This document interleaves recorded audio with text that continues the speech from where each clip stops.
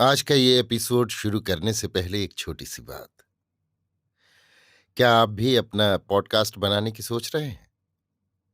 तो anchor try कीजिए। ये पॉडकास्ट बनाने का सबसे आसान तरीका है।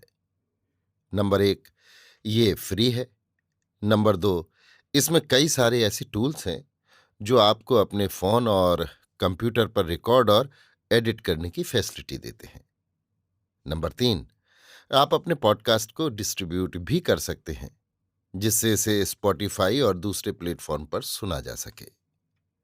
तो डाउनलोड कीजिए फ्री एंकर ऐप या विजिट कीजिए anchor.fm पर अपना पॉडकास्ट स्टार्ट करने के लिए। ये तो थी एक छोटी सी जानकारी, और अब शुरू करते हैं एपिसोड का सिलसिला। तो आज के एपिसोड में लीजिए सुनिए आचार्य चतुर्सेन शास्त्री के लिखे उपन्यास गोली के चौथे भाग, मेरी मां को, मेरी यानी समीर गोस्वामी की आवाज में। मेरी मां के अन्नदाता एक छोटे से ठिकाने के ठाकुर थे। उनके ठिकाने की आय बहुत सीमित थी, जिसकी पूर्ति वो डाके डलवा कर करते थे। उनके अमल, पानी और रनवास के खर्चे इसी से चलते थे। उनके अधीन जोरावर धाड़े मार डाकुओं की टोलियां थीं। ये टोलियां ठिकाने में डाका नहीं डालती थीं, दूसरे राज्यों में ऊंटों पर चढ़कर लूट मार करती थीं। लूट के माल में से एक तिहाई ठाकुर को मिलता था, शेष डाकू लोग बांट लेते थे। इन डाकुओं की बदौलत ठिकाने में भी ठाकुर की भारी धाक थी। ठिकाने का कोई बनिया या दूसरी जाति की रैयत अपने बेटे बेटी का विवाह उस समय तक नहीं कर सकता था जब तक ठाकुर को लाग न दे दे। लाग में एक छकड़ा भर आटा, मैदा, घी, चीनी, चावल, कपड़ों के थान और कुछ नकद रुपए भी होते थे। रैयत की हैसियत के अनुसार इस लाग की मात्रा कम या अधिक होती थी। लाग लेकर लड़के या लड़की वाला ठाकुर की गढ़ी में हाजिर होकर अरदास करता था कि उसके बेटे बेटी का विवाह मंजूर होने का हुक्म फरमाया जाए। तब ठाकुर लाग की जिन्सों की पड़ताल करते थे। संतोषजनक होने पर विवाह की स्वीकृति देते थे। जो कोई लाग नहीं देता था, उसकी बारात लूट ली जाती थी या दुल्हन उड़ा दी जाती थी। विवाह होने के बाद दुल्हन को सबसे पहले ड्योढ़ियों में हाजिर होना पड़ता था। पसंद आने पर कभी कभी ठाकुर ही सर्वप्रथम दुल्हन का कौमार्य भंग करते थे। केवल ठाकुर के सजातीय, राजपूत और ब्राह्मण ही इस लाग डांट से मुक्त थे। मेरी मां सपरिवार माता पिता के साथ यहां दहेज में आई थी। उस समय उनकी आयु केवल 15 वर्ष की थी। मेरी मां के माता पिता, भाई बहन सब मिलाकर 7 जने थे। मेरी मां सबसे छोटी और सुंदर थी। ठाकुर की उस पर शुरू से ही नजर थी। मेरी मां के पिता एक वीर पुरुष थे। तलवार चलाने में उनके जोड़ का आदमी आसपास न था। अपनी शूरता की विशेषता के कारण ही वो सपरिवार घोड़ा और तलवार सहित दहेज में दिए गए थे। विवाह के समय कुंवरी की आयु भी मेरी मां के समान कच्ची थी। वो मेरी मां को बहुत मानती भी थी। ससुराल आकर मेरी मां कुंवरी की खास ख्वासिन के रूप में रात दिन चाकरी में हाजिर रहती थी। आगे चलकर वो पलंग सेविका बना दी गई और फिर पैर में सोना देकर पड़दायत बना दी गई। पड़दायत बना देने के कारण मेरी मां का विवाह किसी गोले से नहीं हुआ। वो ठाकुर की रखैलियों में रही। ये गोले गोलियों के लिए कम सम्मानजनक बात न थी। पड़दायत का मामला भी एक खास घटना के कारण हुआ। एक दिन ठाकुर एक युद्ध में गए। यह युद्ध वास्तव में एक धाड़ थी। किसी दूसरी रियासत के राजा की एक बारात ठिकाने की सीमा में होकर गुजर रही थी। सूचना पाकर धाड़ेती लोग सांडनियों पर सवार होकर उसके पीछे लग गए, पर बारात के साथ काफी सिपाही और लाव लश्कर था। इसलिए ठाकुर स्वयं भी इस मुहिम पर डाकुओं के साथ गए। इस समय मेरी मां के पिता घोड़े पर सवार ठाकुर की रकाब के साथ थे। बारात पर धाड़ पड़ी तो बारात के लोगों ने डटकर डाकुओं का मुकाबला किया। उसमें ठाकुर के प्रायः सभी डाकू मारे गए। ठाकुर भी घायल होकर घोड़े से नीचे गिर गए। मेरी मां का पिता भी ठाकुर की रक्षा करने में वीरतापूर्वक लड़कर घायल हुआ, पर वो ठाकुर को रणक्षेत्र में गिरता देख उन्हें मरा हुआ समझ उनके घोड़े पर बैठ अपने प्राण लेकर घर लौट आया और उसने ठाकुर के मरने की खबर आ सुनाई। ठाकुर के मरने की खबर सुनकर गढ़ी में रोना पीटना मच गया। ठकुराइन ने पीले वस्त्र पहने, हाथों में मेहंदी रचाई, मांग में सिंदूर दिया और चिता सजवाकर वो उसमें बैठ गई। सती रानी की जय जयकार से दिशाएं गूंज गईं। रानी जलकर खाक हो गई। पर अभी चिता ठंडी भी न होने पाई थी कि ठाकुर घायल अवस्था में गिरते पड़ते आ पहुंचे। ठाकुर को जीता जागता देखकर सब लोग सकते की हालत में रह गए। जब ठाकुर ने ठकुराइन के सती होने का समाचार सुना, तब उन्होंने अपने सिर के बाल नोच डाले। बड़ी कठिनाई से ठाकुर के कोप से मेरी माता के पिता की रक्षा हुई और तभी से उन्होंने मेरी मां को बाकायदा ठाकुर को भेंट कर दिया। मेरी मां के अद्वितीय रूप और सौंदर्य पर ठाकुर तो पहले से ही लट्टू थे। उसने उसके पैरों में सोना देकर पड़दायत बना लिया, किंतु उन्होंने मेरी मां के पिता की तलवार और घोड़ा छीन लिया और ये आन फेर दी कि अब से कोई गोला ठिकाने में कभी न घोड़े पर चढ़ पाएगा न तलवार बांध सकेगा। ठाकुर की 3 ठकुरानियां और थीं, पर वे सब निकम्मी थीं। एक तो बूढ़ी और कुरूप एवं मूर्खा थी। ठाकुर का उससे आमना सामना कभी कभी साल 6 महीने तक नहीं होता था।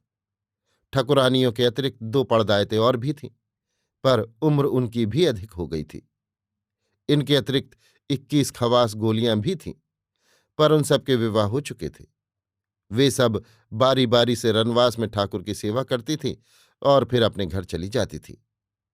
प्रतिदिन 12 खवास ने रनवास में चाकरी करती, 6 दिन को और 6 रात को। जिनकी चाकरी की बारी नहीं होती, वे अपने घर अपने धनी के साथ रहतीं। उनके घर भी ड्योढ़ियों में ही थे। घर क्या थे, कोठरियां थीं। इन खवासनों के जो बच्चे होते थे, उनके पिता उनके विवाहित पति ही होते थे। लड़कियां गोली तथा लड़के चाकर कहलाते थे। दोनों पड़दायतों की कोई संतान न हुई थी, न तीनों ठकरानियों से ही संतान हुई। ठिकाने के उत्तराधिकारी के लिए ही ठाकुर ने इस कुंवरी से ब्याह किया था। नई ठकराइन बड़ी भावुक और सुंदरी थी। ठाकुर उस पर रीझे थे। ब्याह के दूसरे ही साल नई ठकुराइन ने एक कन्या को जन्म दिया था। इतने दिन बाद कन्या के जन्म से ठाकुर ने बड़ी खुशी मनाई थी, परंतु ठाकुर के मरने की खबर सुन अकेली नई ठकुराइन को अत्यंत क्लेश हुआ और वे कुछ ही घंटों बाद स्वर्गस्थ हुईं। दूसरी स्त्रियों ने इसका दुख नहीं माना। ठाकुर को नई ठकुराइन के मरने का बड़ा रंज हुआ, पर मेरी मां को पाकर वो शीघ्र ही सब कुछ भूल गए और तब मेरा जन्म हुआ। मेरी मां पड़दायत के प्रतिष्ठित पद पर थी, इसलिए मेरे पिता के स्थान पर ठाकुर की ही मुहर लगी। मैं गोली तो थी, पर चाकर न थी, क्योंकि मेरा बाप गोला दारोगा नहीं, ठाकुर था। मेरी मां को इसका गर्व था। मां पर अब 2 बच्चों के पालने का भार था, एक मेरा, दूसरी कुंवरी की लड़की का, जो अब 3 बरस की हो गई थी। ठाकुर के घर में रसोड़ा सबका अलग अलग था। खवास और चाकर तो अपने अपने घर खाते ही थे। तीनों ठकराइनों और दोनों पड़दायतों की भी रसोई अलग अलग बनती थी। कोई किसी का शरीक न था। रसोड़ा मेरी मां का भी अलग था, और अब अपने माता पिता से उसका कोई सरोकार न था। ठाकुर का रसोड़ा भी अलग था। आपको ये सुनकर आश्चर्य होगा कि सबका भोजन पृथक पृथक बनता था, परंतु आप ये जानकर भी आश्चर्य करेंगे कि सबको प्रतिदिन 1 दिन का पेटिया अटाले से मिलता था। पेटिया का अभिप्राय आटा, दाल, चावल, घी, ईंधन, तरकारी आदि है। ठाकुर की गृहस्थी पीढ़ी दर पीढ़ी से इसी तरह चलती आई थी। प्रतिदिन सबको केवल 1 दिन का पेटिया मिलता और सब अपना अपना भोजन अपने सेवकों चाकरों से बनवाकर खाते पीते। भोजन ठाकुर का भी अलग होता। उनका शयनागार भी पृथक था। खवास, गोली, चाकर और इधर उधर के माल तो उनके अपने ही एकांत शयनागार में सेवा करते थे। जिस दिन ये किसी ठकुराइन या पड़दायत के यहाँ रात्रि व्यतीत करने को जाते थे, उस दिन तीसरे पहर 1 लोटा भांग उस स्त्री के यहाँ भेजी जाती थी। भांग बहुत बढ़िया मेवा आदि डालकर बनती थी। ये इस बात का संकेत होता था कि आज रात ठाकुर की उसके शयनागार में अवाई है। बस तत्क्षण सिंगार, पटार, सार संभाल की धूम मच जाती थी। शयनागार फूलों से सजाया जाता, इत्र से सुवासित किया जाता, दारू की बोतलें मंगाई जाती, पान तैयार किए जाते, गजल तैयार होती, पलंग की चादरें बदली जाती, तकियों की तादाद बढ़ाई जाती, मसनदें करीने से लगती। ठाकुर काफी रात तक बाहर अपने गोले खवासों की जी हुजूरियों में घिरे गढ़े किस्से और उल्टी सीधी खबरें सुनते रहते। कभी कभी डाकू साथियों के आ जाने पर वो देर तक माल टाल का बंटवारा करते। चाबी कूची सब गोले खवासों के पास रहती। रुपए पैसे और उनका हिसाब भी वे ही रखते थे। उनकी ओर से तनिक भी दगाबाजी की संभावना न थी। बहुत रात बीते वो रनवास में आते। ठकुरायन या पड़दायतें उनका स्वागत करती। मेरी माँ मुझे और कुंवरानी को खूब सजाकर गुड़िया सी बना देती। ठाकुर आकर हमें प्यार करते, खिलाते। फिर मेरी माँ के संकेत पर खवासिन हमें दूसरे कमरे में ले जाकर सुला देती। इसके बाद शयनागार में पलंग दासियां हाजिर होतीं। किसी के हाथ में ठंडे पानी की झारी, किसी के हाथ में पंखा मूर्छल, किसी के हाथ में मद्य पात्र और प्याले। मद्य का प्रथम प्याला मेरी माँ डालकर ठाकुर को देती। ढान ने माड़ गाती, दारुड़ो दाखारे पियो उमराव। फिर खवास ने भर भर कर जाम मेरी माँ को और ठाकुर को देती और वे दीन दुनिया को भूल रस रंग में डूब जाते। ऐसा ही राजपूती जीवन का ढर्रा उन दिनों राजस्थान में चला करता था। अभी आप सुन रहे थे आचार्य चतुर्सेन शास्त्री के लिखे उपन्यास गोली के चौथे भाग मेरी मां को, मेरी यानी समीर गोस्वामी की आवाज में।